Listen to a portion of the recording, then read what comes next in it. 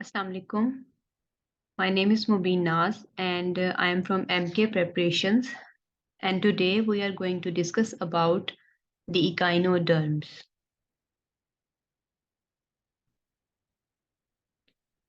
So, echinoderms के बारे में सबसे पहले हम डिस्कस करेंगे कि इकाइनो जो वर्ड है और जो डर्मा वर्ड है इसका बेसिकली मीनिंग क्या है। बेसिकली जो इकाइनोडर्म्स का वर्ड है वो दो लैंग्वेजेस से डिराइव किया गया है। The first one is Greek language और इसमें इकाइनो का मतलब है स्पाइनी। स्पाइनी मीन्स कि ये जो है कांटों की तरह के स्ट्रक्चर्स होते हैं जो इनकी स्किन पे प्रेजेंट हैं, as you can see here in the diagram. ठीक है, ये सी अर्चिन है और ये इकाइनोडर्म का एक मेंबर है, एक स्पीशी है बेसिकली।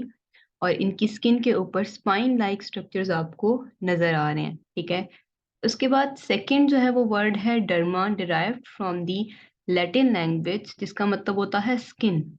इसके बारे में यूजुअली हम अपनी डेली रूटीन में भी सुनते रहते हैं जी कि डर्मा जो है उसका मतलब स्किन है। ठीक है, तो ये जो बेसिकली हमारे पास इकाइनोडर्म्स हैं, these are spiny skinned animals, कि इनकी जो स्किन है उसके ऊपर स्पाइंस एग्जिस्ट करते हैं। ठीक है, उसके बाद हमारे पास जो इकाइनोडर्म है ये एक इन्वर्टिब्रेट्स का ग्रुप है और ये वो सिंगल ग्रुप है जिसकी स्पीशीज एक्सक्लूसिवली मेराइन है। ठीक है, यानी ये मेराइन वाटर में एग्जिस्ट करती हैं, नॉट इन फ्रेश वाटर और लैंड।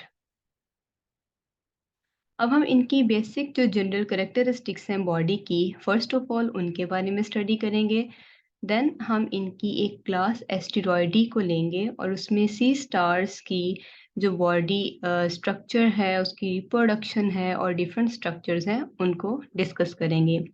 फर्स्ट ऑफ ऑल हम इकाइनोडर्म्स के जनरल करेक्टरिस्टिक्स को देखेंगे। इकाइनोडर्म्स जो हैं बेसिकली इनमें एंडोस्केलेटन प्रेजेंट होता है, यानी बॉडी के अंदर एक इनके स्केलेटन है और वो स्केलेटन जो है वो कैलकेरियस है, यानी it is made up of calcium carbonate plates और इन प्लेट्स को कहा जाता है ऑजिकल्स। ठीक है, इन ऑजिकल्स को हम अभी अपनी डायग्राम में भी हमें शो किए गए हैं, बट हम इसको ड्रॉ करके देखेंगे। As you can see here in the diagram, endoskeletal plates, this one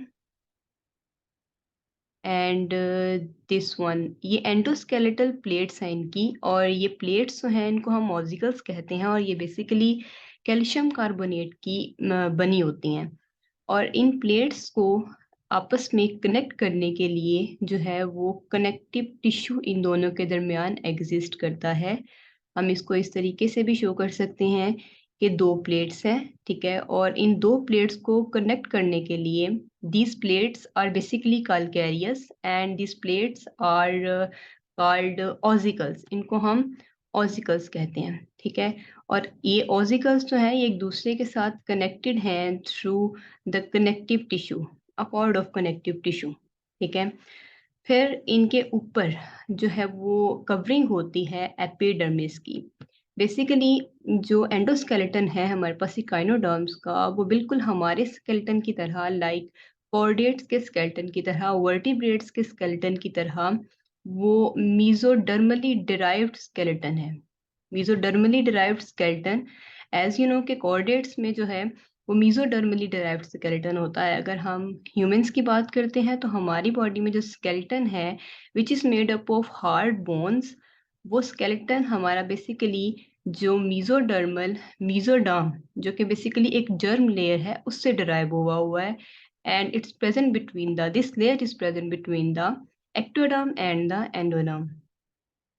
तो अगर हम यहाँ पे देखें, ये हमें एक सी स्टार की आर्म शो की गई है और इस आर्म में अपर सरफेस पे जो आपको इसकी लेयर नज़र आ रही है ये एपिडर्मिस है। ठीक है, और एपिडर्मिस से बिल्कुल नीचे हमें जो लेयर नज़र आ रही है दिस इज मीजोडर्म। और मीजोडर्म जो है हम देख रहे हैं कि ये मॉडिफाई हो चुकी है कल्केरियस स्पाइक्यूल्स, कल्केरियस ऑसिकल्स के अंदर। ठीक है, और ये ऑजिकल्स जो है ये इनका एंडोस्केलेटन कंस्ट्रक्ट करती हैं। अब हम देखेंगे जी इनमें सिमेट्री। जो इकाइनोडर्म इन्वर्टिब्रेट्स हैं इनमें बेसिकली दो सिमेट्रीज एग्जिस्ट करती हैं at different life stages. First of all the bilateral symmetry. Bilateral symmetry means ये वो सिमेट्री होती है जो कई ऑर्गेनिजम्स में प्रेजेंट होती है, जिनमें प्रॉपर तरीके से एंटीरियर पोस्टीरियर एंड्स हों, ठीक है, और उसके बाद डोर्सल और वेंट्रल सरफेसेस हों और लेटरल साइड्स हों। बायलेटरल सिमेट्री किसी भी बॉडी को दो इक्वल पार्ट्स में डिवाइड करती है। तो यहाँ पे हमें लार्वा शो किया गया है। ये सभी जो डायग्राम्स हैं ये लार्वा की हैं, इकाइनोडर्म लार्वा की हैं। और इकाइनोडर्म लार्वा जो है वो बायलेटरल सिमेट्री शो करता है। उसके जो है वो बॉडी को एक सिंगल एक्सिस से दो इक्वल पार्ट्स में डिवाइड किया जा सकता है, ठीक है। बट एडल्ट्स को अगर हम देखें तो एडल्ट्स में रेडियल सिमेट्री एग्जिस्ट करती है। रेडियल सिमेट्री उन ऑर्गेनिजम्स में होती है जिनमें प्रॉपर तरीके से कोई जो है वो ऑरल एब ऑरल या डोर्सल वेंट्रल सरफेसेस एग्जिस्ट नहीं करती, ठीक है। रेडियल सिमेट्री जो है वो बॉडी को जितने भी पार्ट्स में डिवाइड करती हैं वो सभी पार्ट्स एक दूसरे के मिरर इमेजेस होते हैं। बायलेटरल सिमेट्री में ओनली सिंगल प्लेन जो है वो बॉडी को दो इक्वल पार्ट्स में डिवाइड करता है। बट इन रेडियल सिमेट्री अगर हम बॉडी को सेंट्रल एक्सिस से ही काटें और किसी भी साइड से हम काटें तो बॉडी इक्वल पार्ट्स में डिवाइड हो जाती है। जैसे यहाँ पे हमें स्टारफिश शो की गई है, ठीक है। स्टारफिश की अपर सरफेस जो है ये बेसिकली होती है एब ऑरल और लोअर सरफेस जो है ये ऑरल है, ठीक है। यानी इसकी जो वेंट्रल साइड है, अगर आपको स्टारफिश इस तरीके से पड़ी हुई नजर आ रही है ग्राउंड पे, तो उसकी जो लोअर साइड होगी वो ऑरल है और जो अपर साइड होगी वो एब ऑरल है।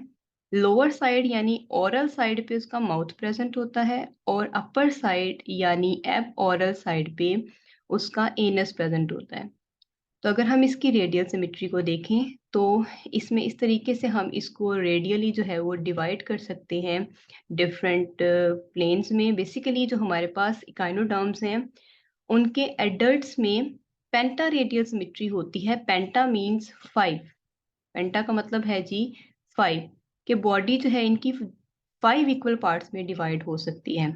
दो जो है वो हम इनको अलंग देयर एक्सिस हम ड्रॉ कर चुके हैं। इसी तरीके से हम फर्दर अगर देखें तो टोटल इनकी बॉडी जो है वो इस तरीके से 5 इक्वल पार्ट्स में डिवाइड हो जाती है, ठीक है। तो लार्वा में जो है वो बायलेटरल सिमेट्री है as you can see here, और एडल्ट्स में पेंटा रेडियल सिमेट्री एग्जिस्ट करती है जो बॉडी को 5 इक्वल पार्ट्स में डिवाइड करती है। और ये 5 इक्वल पार्ट्स जो हैं एक दूसरे के मिरर इमेजेस होते हैं। इनमें कोई एंटीरियर पोस्टीरियर एंड की डिस्टिंक्शन नहीं है, ठीक है। सभी पार्ट्स में इक्वल स्ट्रक्चर्स एग्जिस्ट करते हैं। अब हम देखेंगे इनका वाटर वास्कुलर सिस्टम। तो इकाइनोडर्म्स का जो वाटर वास्कुलर सिस्टम है basically it consist of canals. Canals का जो वर्ड है ये डिराइव हुआ है जी नहरों से, कि हम जो नहरें हैं उनको भी कैनाल्स ही कहते हैं। तो बेसिकली जो हमारे पास इकाइनोडर्म्स का ग्रुप है इनमें वाटर वास्कुलर सिस्टम का प्रेजेंट होना ये इनकी बॉडी का एक मोस्ट डिस्टिंक्टिव करेक्टरिस्टिक है, ठीक है। अब जो वाटर वास्कुलर सिस्टम है, अगर हम यहाँ पे स्टारफिश को देखें तो स्टारफिश के बिल्कुल सेंटर में एक डिस्क एग्जिस्ट करती है और इस डिस्क से फिर 5 आर्म्स रेडिएट आउट होते हैं। ये जनरल बॉडी का प्लान आपने जहन में रखना है ताकि फर्दर हम इसको जब समझें तो हम इजीली इसको देख सकें। नेक्स्ट ये हमारे पास जो आपको शो किया हुआ है ये सिर्फ आर्म्स की टिप्स नहीं शो की हुई, बाकी जनरल बॉडी है इसकी जिसमें सेंट्रल डिस्क है, ठीक है। और उस सेंट्रल डिस्क में हमें एक रिंग कैनाल दिखाई गई है। This one is basically the ring canal. ये रिंग कैनाल है। रिंग कैनाल का मतलब है ये एक नहर ही है, एक ट्यूब है, ठीक है, एक नाली है और वो रिंग की फॉर्म में है around the central central disc, ठीक है। अगर हम इस रिंग कैनाल को देखें तो इस रिंग कैनाल में एक साइड पे ये एक एक्सटेंशन अराइज हो रही है जिसको हम कहते हैं स्टोन कैनाल, और स्टोन कैनाल के साथ एक सीव लाइक प्लेट कनेक्टेड है। This sieve like plate is called the madreporite. Madreporite जो है वो बेसिकली इनलेट का काम करती है, यानी यहाँ से वाटर जो है वो इस, क्योंकि ये वाटर वास्कुलर सिस्टम है तो मैड्रीपोराइट वो प्लेट है, वो ओपनिंग होती है रिंग कैनाल की, जहां से वाटर अंदर एंटर होगा, ठीक है। देन उसके बाद madreporite to stone canal, from stone canal to ring canal. और रिंग कैनाल में देखें अगर आप, तो टोटल यहाँ पे 5 आर्म्स हैं। रिंग कैनाल में यहाँ से एक रेडियल, रेडियल का मतलब होता है रेडिएट आउट होना, बाहर की तरफ निकलना, तो यहाँ से एक रेडियल कैनाल अराइज हो रही है जो हमें के एक आर्म में जाते हुए दिखाई दे रही है। इसी तरीके से रिंग कैनाल से हर आर्म में एक एक रेडियल कैनाल इस तरीके से एक्सटेंड होके जाती है, ठीक है। टोटल 5 आर्म्स हैं। सेंटर में रिंग कैनाल है और रिंग कैनाल से फर्दर एक्सटेंशंस निकलती हैं जिनको हम कहते हैं radial canals. One radial canal in one arm. उसके बाद रेडियल कैनाल्स जो हैं ये फर्दर लीड करती हैं जी लेटरल कैनाल्स को। These are basically lateral canals.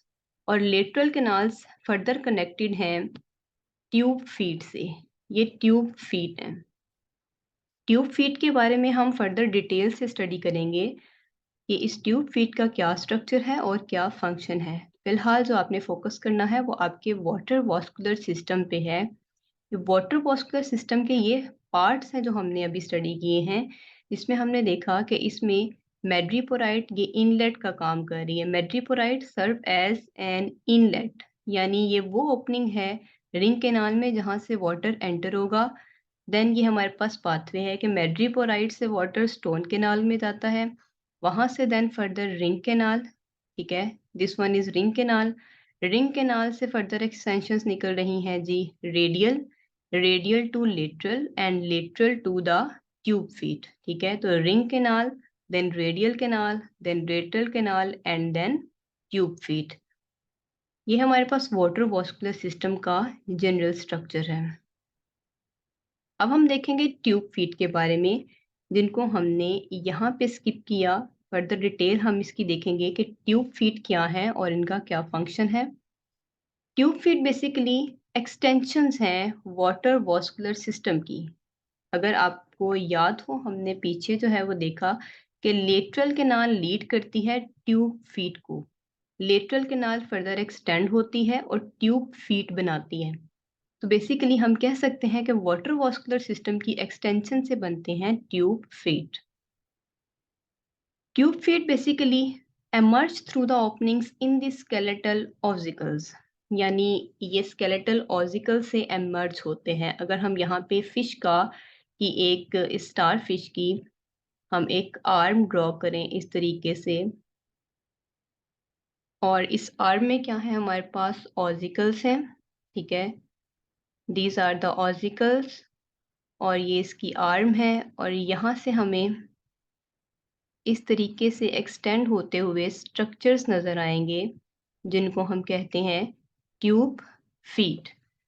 तो वहाँ पे ये समझाना चाह रहा है आपको कि एमर्ज थ्रू दी, कि ट्यूब फीट जो हैं ये एमर्ज आउट होते हैं, बाहर की तरफ निकलते हैं through the openings in the skeletal ossicles. ये ओसिकल्स के दरमियान ओपनिंग्स होती हैं, this one and this one, इन दो ओसिकल्स के दरमियान ओपनिंग्स हैं। और ये हमारे पास मेसोडर्मल स्केलेटन है और इसके नीचे एपिडर्मिस है। तो एपिडर्मिस में फिर एपिडर्मिस के थ्रू जो है बिटवीन द ऑसिकल्स ओपनिंग्स हैं, और जहाँ से tube feet through the epidermis body से बाहर एक्सटेंड आउट होते हैं। अगर हम इसके स्ट्रक्चर की बात करें, एक ट्यूब फीट के स्ट्रक्चर की बात करें, तो हमें नज़र आ रहा है इंटरनल साइड पे इसके एक ब्रॉड सा रीजन है जिसको हम कहते हैं एम्प्यूला। हम इसको ए से शो कर देते हैं जी कि ये एम्प्यूला है, ठीक है। ये बल्ब लाइक स्ट्रक्चर होता है। इंटरनली ट्यूब फीट टर्मिनेट इन अ बल्ब लाइक मस्कुलर एम्प्यूला, जिसको कि यहाँ पे भी शो किया हुआ है। ये सारे हमारे पास ट्यूब फीट हैं। This one is ring canal, radial canal, फिर यहाँ से लेटरल, और लेटरल से ट्यूब फीट, और ट्यूब फीट से फर्दर हमारे पास उसका स्ट्रक्चर है कि इसकी इंटरनली जो है इसमें एम्प्यूला होता है, और एक्सटर्नली, एक्सटर्नली ये वाला जो इसका डिस्क लाइक पोर्शन है इसको हम सक्शन कप कहते हैं, ठीक है। और ये डिसल एंड पे होता है। डिसल एंड का मतलब होता है, एक बेसिकली दो एंड्स होते हैं, एक प्रॉक्सिमल और एक डिसल।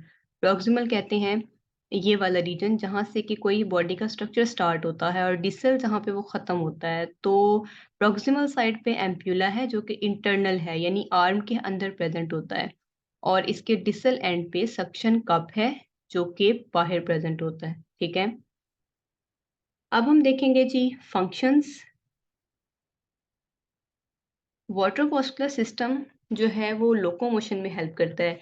ट्यूब फीट, फीट जो वर्ड है बेसिकली ये इसीलिए इसको दिया गया है because this structure is involved in the locomotion, in the movement of the echinoderms. इसके अलावा अटैचमेंट, तो एम्प्यूला की जो सक्शन डिस्क है इसकी हेल्प से जो फिशेस स्टार फिश है ये किसी भी सरफेस से अटैच हो सकती है एज वेल एज ये सिस्टम जो है वो फीडिंग ऑफ द इकाइनोडर्म्स में भी हेल्प करता है।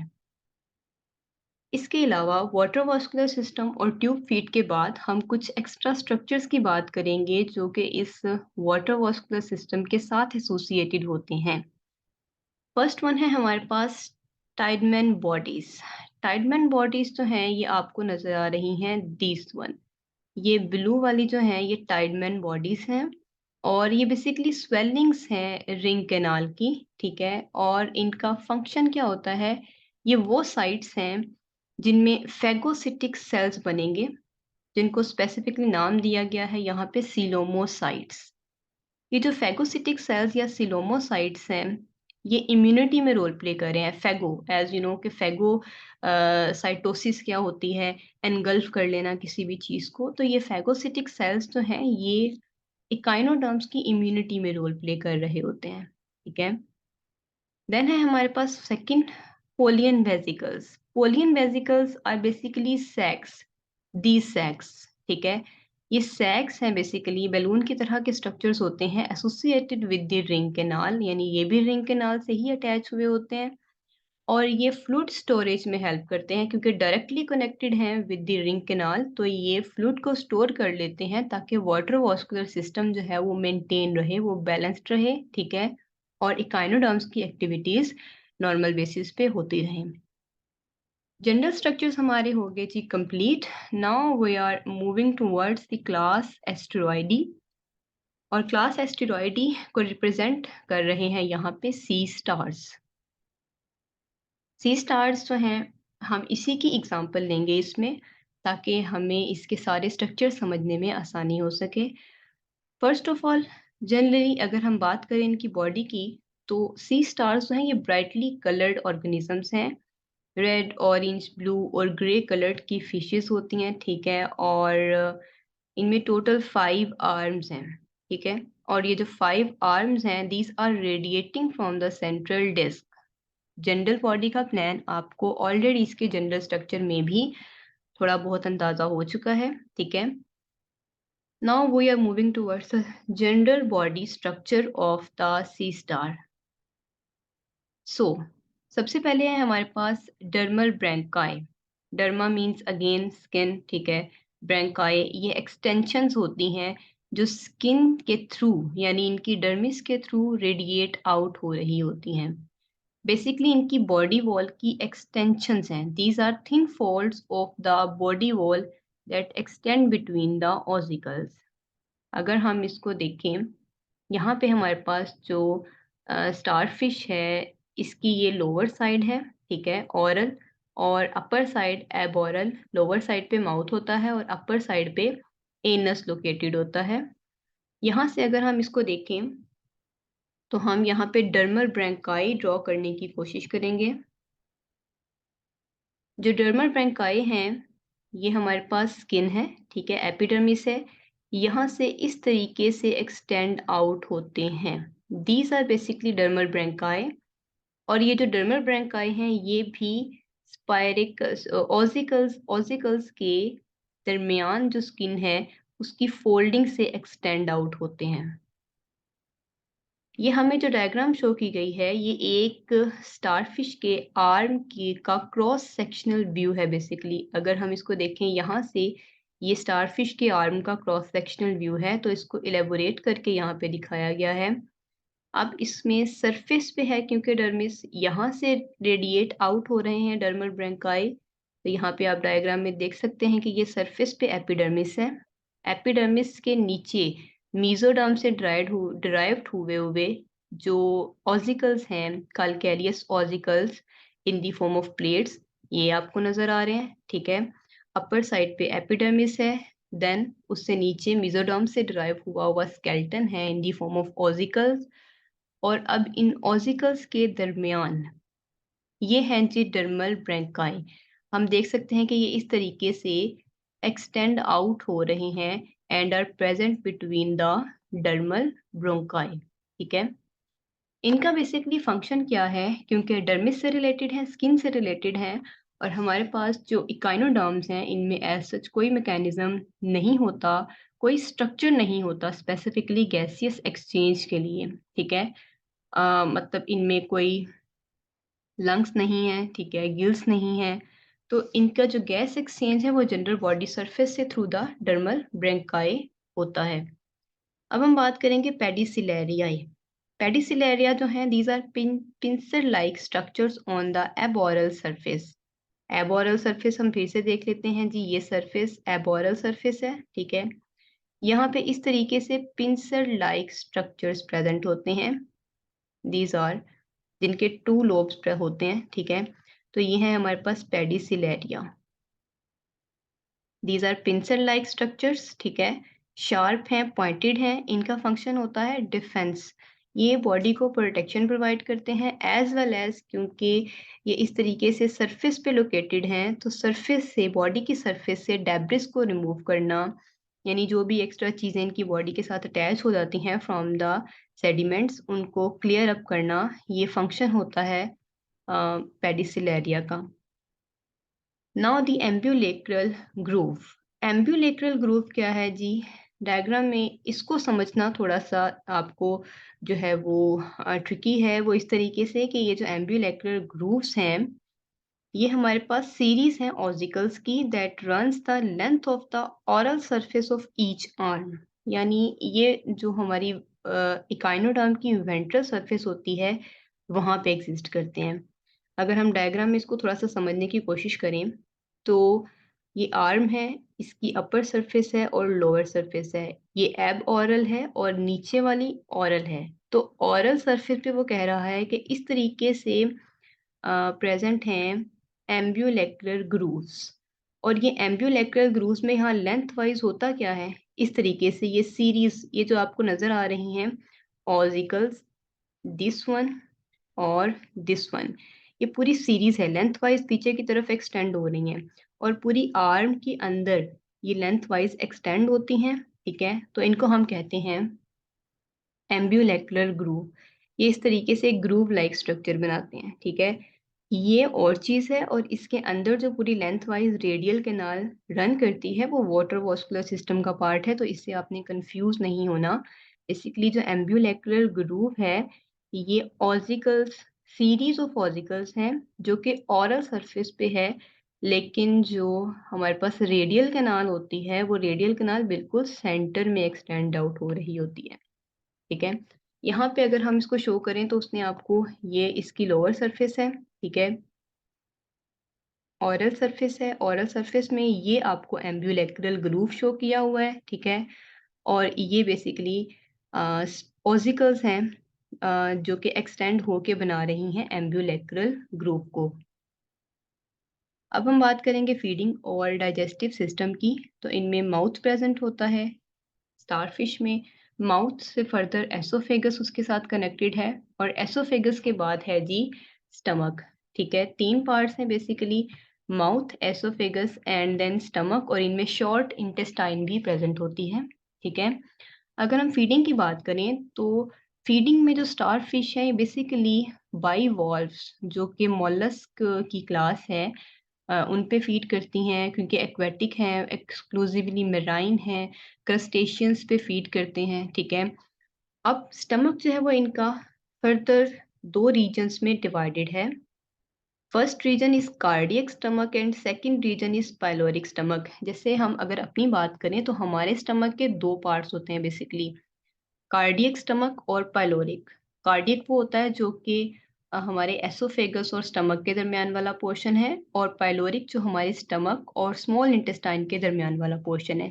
बट इनके स्टमक के भी इसी तरीके से दो पोर्शंस होते हैं, लेकिन इनमें कार्डियक स्टमक जो है वो लार्जर है, ओरल स्टमक कहते हैं इसको हम, और ये फूड को रिसीव करता है।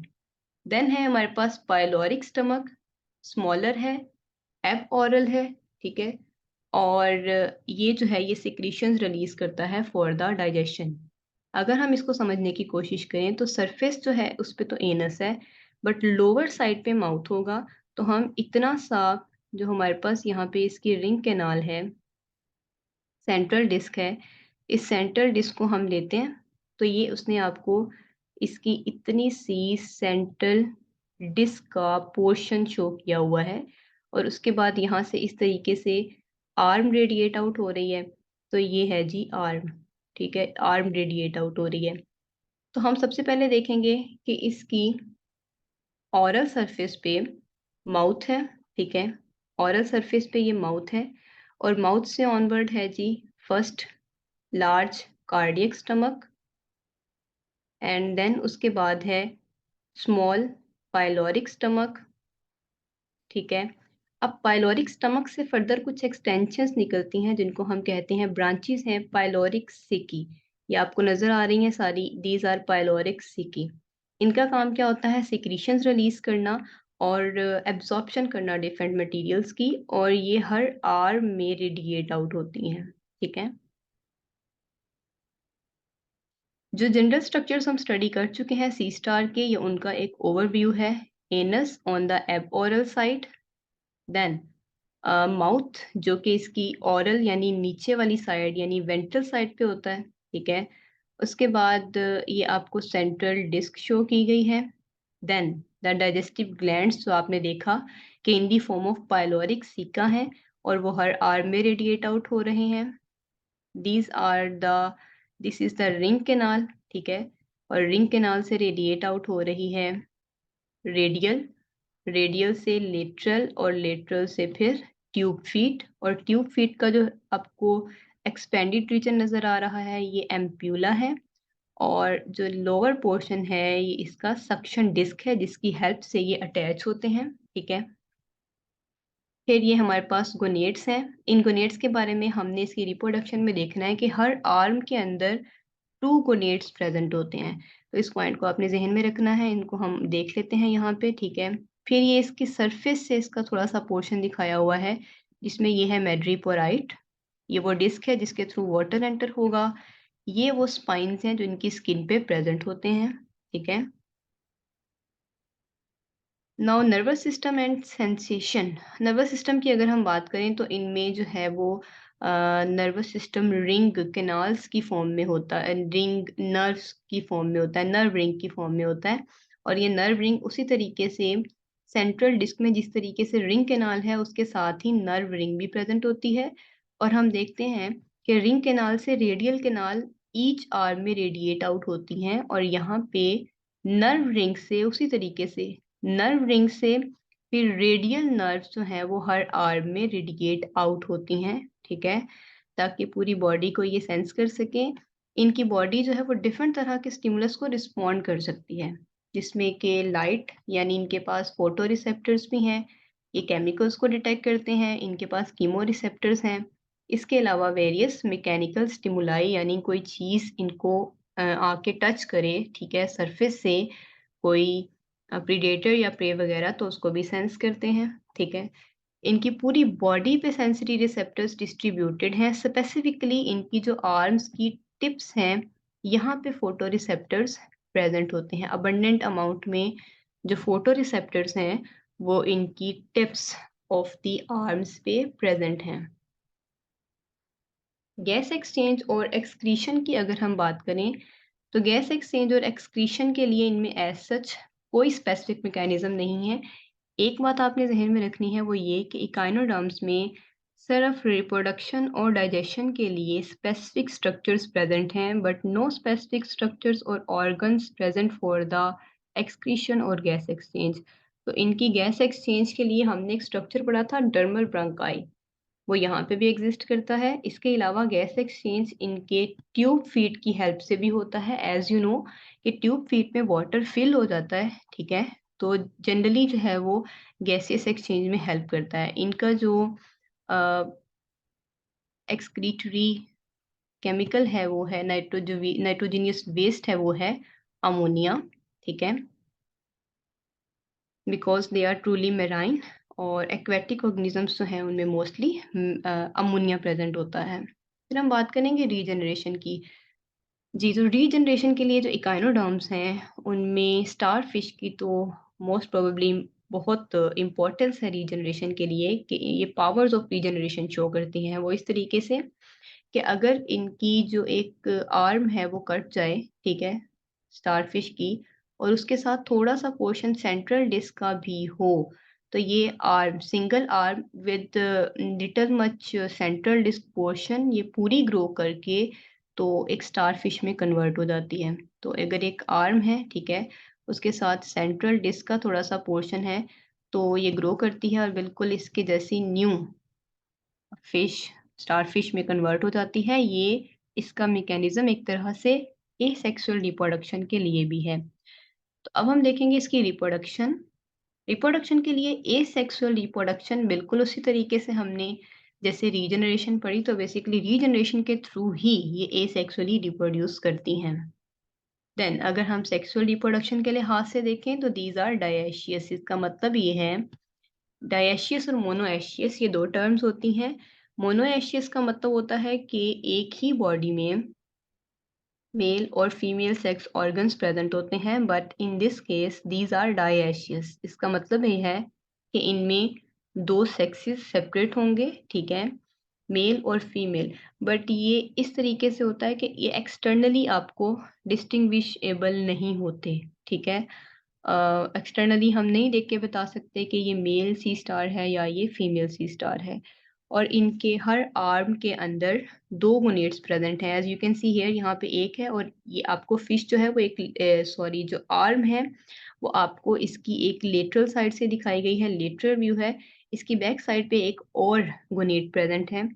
हमने इसको पहले भी प्रीवियस डायग्राम के अंदर देखा, ये, ठीक है, ये दो गोनेट्स प्रेजेंट होते हैं at a time in one arm.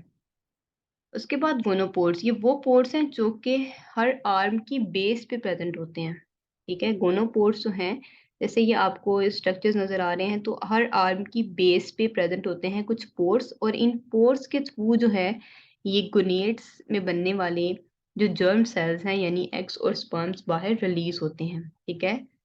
फिर इनमें जो फर्टिलाइजेशन है वो एक्सटर्नल है, यानी एग्स और स्पर्म्स जो है वो बॉडी से बाहर रिलीज किए जाते हैं, और फिर उनकी जो है वो इन दी वाटर फर्टिलाइजेशन होती है।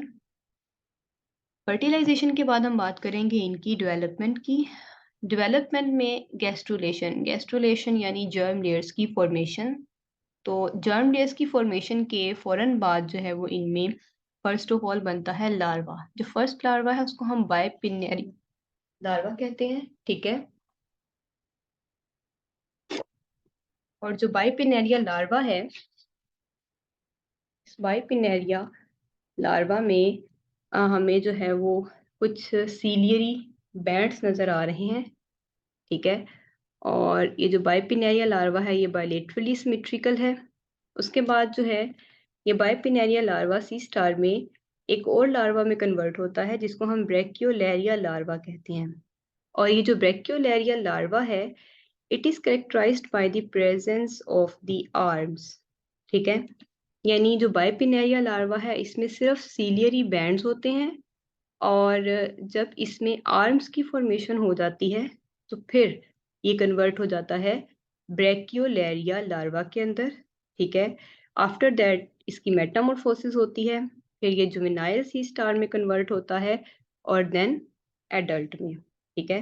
तो first early bipinnaria, late bipinnaria, then brachiolaria larva is characterized by the presence of arms, and then juveniles, C star, and then adult. Now we have some multiple choice questions. First one is एक sieve like plate है, ठीक है, that serves as an opening of the water vascular system to the outside। तो वो मैड्रीपोराइट, ठीक है, इसको हम देख चुके हैं, ये रिंग कैनाल से एक्सटेंड आउट होती है। Development of the larval arms in the sea star occurs in which one of the following larval forms. तो ये है हमारे पास ब्रैक्योलेरिया लार्वा, ठीक है, बाइपिनेरिया में जस्ट सीलियरी बैंड्स होते हैं। Following structures in the sea star are associated with the production of the phagocytic cells. तो जी टाइडमैन बॉडीज जो हैं ये प्रोडक्शन करती हैं फैगोसिटिक सेल्स की, not the ambulacral grooves, not the madreporite, not the polian vesicles, ठीक है। Stomach which receives the ingested food, यानी वो स्टमक जिसको फूड रिसीव करनी है बल्कि इसका डाइजेशन में रोल नहीं है, वो रिसीव करता है फूड को, तो वो कार्डियक है। पाइलोरिक स्टमक जो है ये आपको पता है सिक्रीशंस रिलीज करता है, ठीक है, और ये कार्डियक के फौरन बाद आता है। Then, the following structures are involved in the gaseous exchange and excretion in sea star। तो गैसियस एक्सचेंज के लिए तो जी डर्मल ब्रांकाई हैं, ठीक है, ट्यूब फीट भी हैं, और एक्सक्रीशन ऑफ अमोनिया में भी ट्यूब फीट रोल प्ले करते हैं, तो हम इसको कलेक्टिवली बोथ करेंगे, ठीक है। तो हमारा जो टॉपिक है वो कंप्लीट हो गया है। अल्लाह हाफिज।